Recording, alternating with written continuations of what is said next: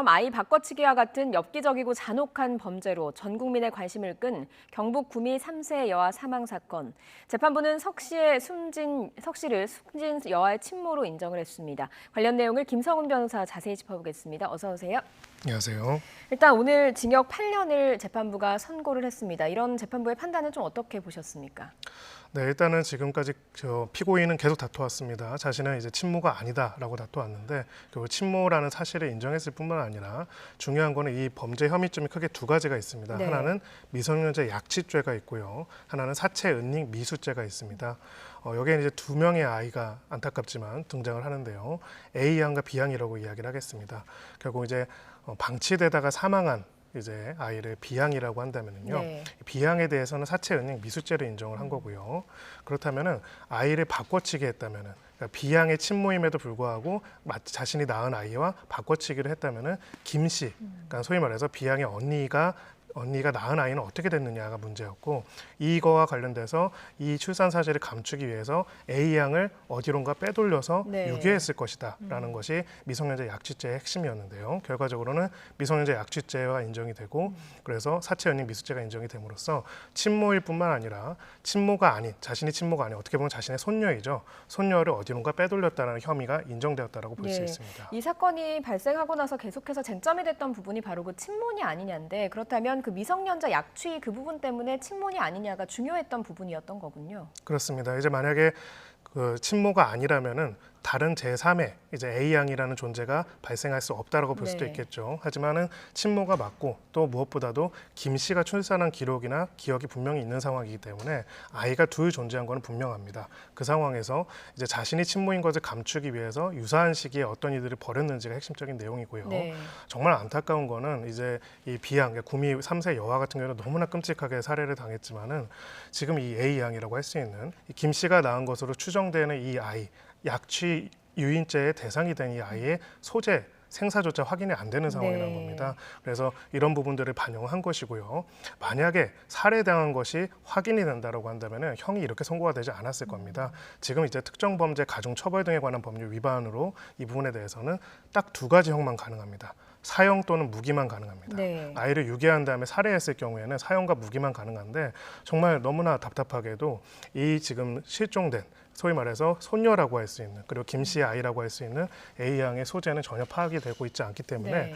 어쩔 수 없이 미성년자 약취 유인죄로만 기소가 된 상황입니다. 네, 그 부분에 대해서는 잠시 뒤에 조금 더 질문을 자세히 이어가도록 하고요. 일단 그 기존에 지금 오늘 선고를 받은 석 씨의 경우에는 계속해서 친모가 아니라고 부인을 해왔거든요. 검찰은 입증을 계속했을 겁니다. 어떤 점이 가장 중요하게 친모라고 인정이 됐겠습니까?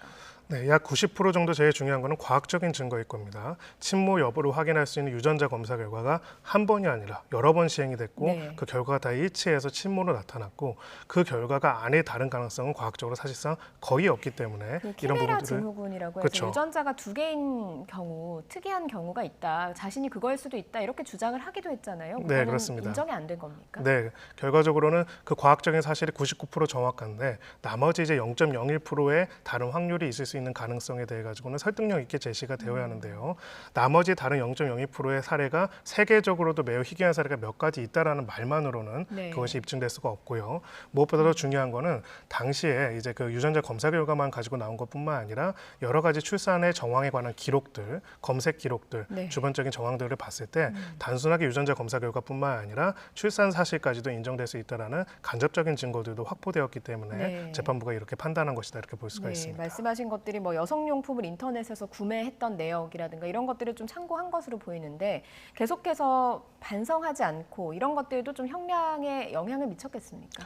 네, 이 사건이 불러일으킨 국민적인 공문에 비하면 여전히 형이 낮다라고 생각할 수도 있는데요. 바로 이렇게 반성하지 않고 오히려 좀 뻔뻔하게 자신의 범행 전체를 부인하고 있는 것들. 사실은 B양에 대한 사체 은닉 미수도 굉장히 어떻게 보면 자신의 친자인 B양에 대한 것들도 굉장히 큰 범죄지만은 A양 같은 경우에는 제가 말씀드렸지만은 살해당했을 가능성도 상당히 높은 상태이고 만약에 살해당했다면 사실은 사형이나 무기로 처벌을 받았어야 인정할 하는 수가 없었겠군요. 그렇죠. 그런 상황인데 끝까지 인정하지 않음으로 인해 가지고 이 부분에 대한 양형을 고려한 것으로 보이고요. 다만 이 부분은 이제 항소심에 가가지고 검찰의 구형량은 14년형이었기 때문에 항소심에서 검찰은 이 양형이 너무나 가볍다라는 이유로 또 항소를 하고 항소심에서 다른 판단이 이루어질 가능성 네. 그것도 배제할 수는 없습니다. 네.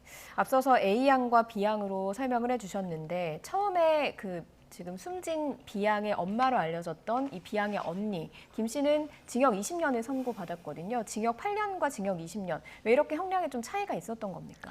네, 가장 핵심적인 건 바로 살인죄의 존재 여부입니다. 지금 사체은닉 미수죄에 대해서는 두 사람이 다 공범으로 되어 있지만은 살인죄, 그러니까 B양을 살해한 사람이 누구인가라고 봤을 때는 이 주 보호자였던 어머니, 그러니까 친모인 줄 알았던 그 김 씨인 거죠. 네. 김 씨가 소위 말해서 보호자로서 보호해야 할 의무를 부작위 이행하지 않음으로써 죽음으로 이르게 방치하고 고의적으로 방치했기 때문에 살인죄로 처벌이 됐는데 네. 적어도 이제 석 씨는 이 부분에 있어가지고 이 죽음의 과정에 있어서 개입됐다는 부분들이 입증되지 않았다 보니까 김 씨는 살인죄로 이제 처벌이 된 것이고요. 그래서 형량이 기본적으로 미성년자 약취죄보다 훨씬 높게 선고가 된 것이라고 할 수 있습니다. 같은 건물에 살고 있었다고 알려져 있잖아요. 그런데도 개입 여부를 파악하는 데 좀 어려운 점이 있습니까?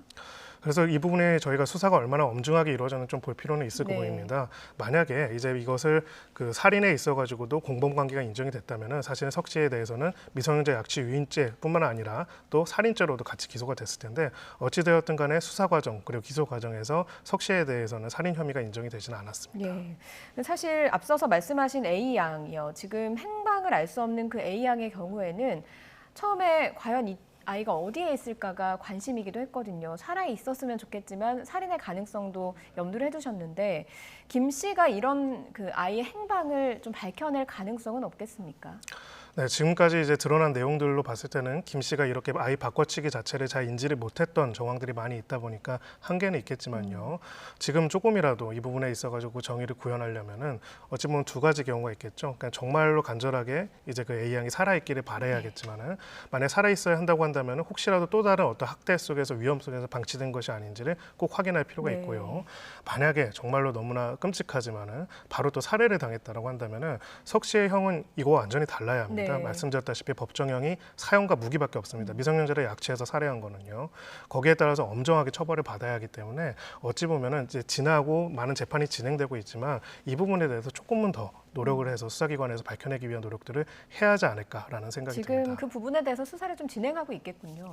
네, 그렇습니다. 물론 이제 기소가 된 상태이기 때문에 얼마나 더 이 부분에 있어서 열중해서 하고 있는지는 모르겠지만은 이 부분에 대해서 정당한 합당한 처벌을 받는 것을 위해서라도 네. 또 사라진 A 양의 행방을 쫓고 A 양이 혹시라도 또 다른 위험에 노출돼 있을 가능성을 막기 위해서라도 추가적으로 좀 더 엄정한 수사를 진행하는 노력들을 하고 또 국민들이 이 부분에 대해서 많은 관심을 가지고 있지 않습니까? 그 경황, 그 정의에 대해서도 이제 설명을 할 필요가 있다 이렇게 네. 생각합니다. 행방 불명된 그 A 양의 생존 여부에 따라서 석 씨의 형량이 달라질 수도 있다. 향후에 그렇게 설명을 해주셨는데 그 언니인 김 씨의 경우에는 항소를 했거든요. 징역 20년이 부당하다 이러면서 이것이 또 석 씨의 형량에 좀 영향을 미칠 가능성도 있습니까? 네, 기본적으로는 사체, 은닉, 미수 이 혐의에 대해서는 공동정범이기 때문에 그 형량에 따라 영향을 받을 수 있는 부분들이 있고요. 결과적으로는 이제 이 내용들 그 살해 과정에 있어가지고 엄중하게 살인죄가 석 씨에 대해서도 인정될 만큼은 아니더라도 석 씨의 직간접적인 개입 여부가 일부라도 밝혀진 부분이 있다라면 네. 양형에 영향을 미칠 가능성도 배제할 수는 예, 없습니다. 알겠습니다. 재판 결과를 계속해서 예의주시하고 A 양을 위해서라도 국민들의 관심이 지속적으로 필요하다는 말씀 해주셨습니다. 오늘 말씀 여기까지 듣겠습니다. 김성훈 변호사였습니다. 고맙습니다. 감사합니다.